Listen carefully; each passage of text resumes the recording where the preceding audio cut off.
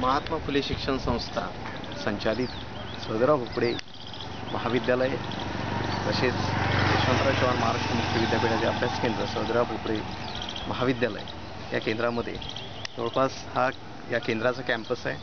या केंद्रामध्ये जे आहे आपण पाहताय कॅम्पसची खूप मोठी जागा आहे आणि यामध्ये जवळपास 14 क्लासरूम आणि त्यानंतर मुक्त विद्यापीठाचे एक अभ्यास केंद्र, मोठा परिसर इथे आहे, दिसत आहे तुम्हाला.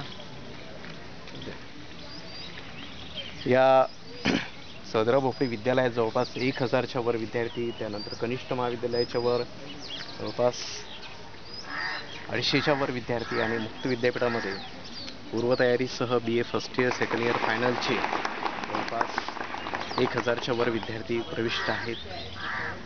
यामध्ये आपण एक वरिष्ठ महाविद्यालयाची एक प्रकारचे या महाविद्यालय स्वरूप प्राप्त झालेलं आहे आणि यामध्ये यशवंतराव चव्हाण महाराष्ट्र मुक्त विद्यापीठाचे अभ्यास केंद्र इथे BA पदवी आणि BCom आणि त्यानंतर BA ॲडमिनिस्ट्रेटिव्ह हा जो अभ्यास हे आपल्या मराठीच्या पुस्तकामध्ये त्यांना आंबा वडेकर म्हणायचे.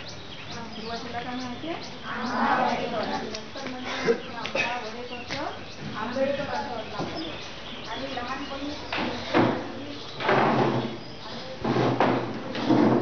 ते महाविद्यालयाचं ऑफिस आणि या ऑफिसमध्ये आपण पाहत आहे की मुख्य जे कार्यालय आहे ते कार्यालय प्राचार्यांचं मुख्य कार्यालय, तिकडे स्टाफ रूम,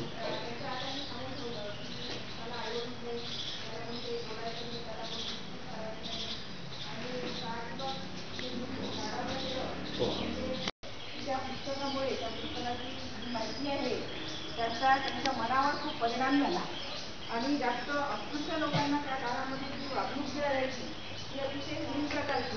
तुम्हाला वेळोवेळी शिक्षक वर्गात जेव्हा सांगतात तेव्हा तुम्हाला ते कळलं असेल की अस्पृश्यांना कशा प्रकारची वागणूक मिळत असेल.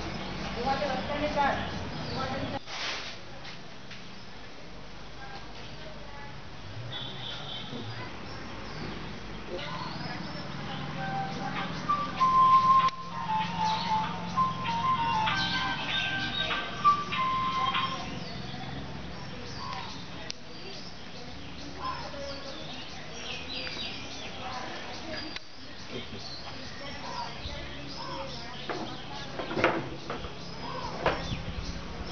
तर हे यशवंतराव चव्हाण महाराष्ट्र मुक्त विद्यापीठाचं अभ्यास केंद्र सौदराव भोपळे महाविद्यालय. इथे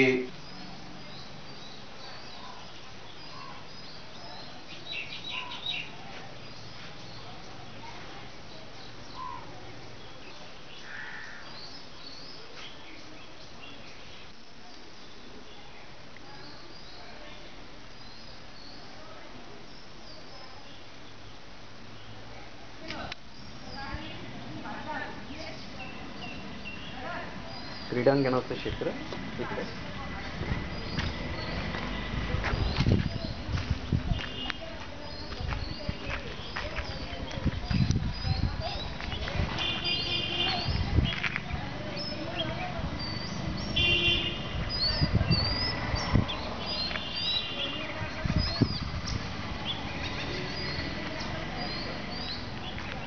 आणि जवळपास या विद्यालयाची एक सर्वश्रेष्ठ असती ठरलेली एक डिजिटल क्लासरूम ज्यामध्ये आपल्याला यशवंतराव चव्हाण महाराष्ट्र मुक्त विद्यापीठाच्या विविध अभ्यासक्रमाला इथं वापरता येईल. तर प्रोजेक्टर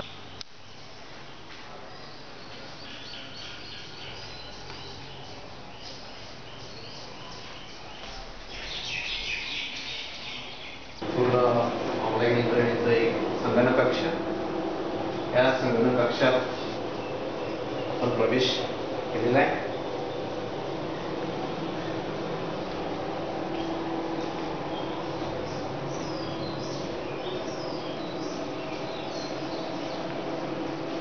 या विद्यार्थ्यांना अत्याधुनिक टेक्नॉलॉजीचं एक प्रशिक्षण देणारी एकमेव तालुक्यातील संस्था.